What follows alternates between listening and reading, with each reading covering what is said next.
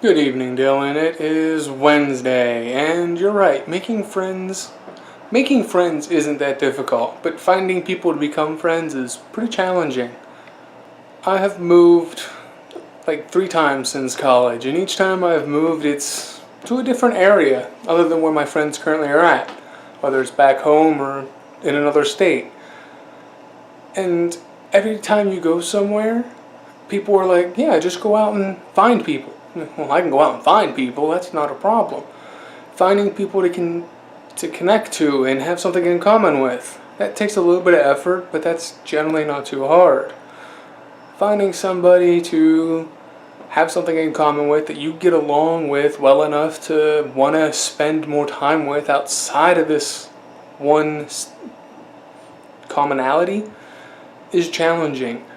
And then you ramp it up with either not knowing the area, so you don't know where things that are similar to your hobbies are, or you end up working enough that you don't have enough spare time, really make it difficult to go find somebody or anybody to hang out with, let alone do anything else and grow a friend network. One advantage that you'll have over me, Dylan, is I'm pretty sure the people you work with will live relatively close to where they work. So you'll be able to have an easier time hanging out after work with coworkers. Mine all move out of state when they're done here, or they live, 200 miles away, 300 miles away. It's kind of like, well, yeah, that kind of sucks, Even if you're not out of state, you're pretty freaking far away. Looking back at all the friends I've had in the past, we all were pretty much very local, as friends tend to be. But we went to the same school when I was growing up in elementary and middle school and high school. We all lived in the same area. We were forced to spend like 8 or 9 hours a day with each other. So we found something in common that we had and we became friends that way. If we hung out after school, it only gave us more things in common to reinforce our friendship.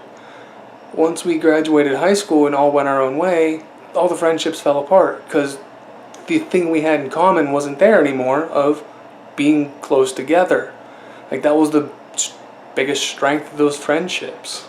In college, one of the greatest strengths for all my friendships were a much stronger core personality or desires or dreams or even life goals. Something that would stick around a lot longer than, hey, we live in the same town, let's be friends.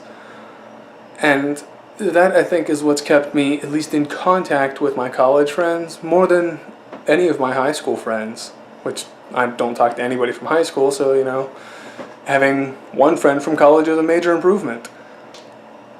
And then as you mature into an adult, which supposedly I am one, and I'm sure we've discussed this before, but being an adult sucks for the most part, finding friends is even harder because as you become an adult and you have kids and do this whole adulting, growing up thing, I don't really know.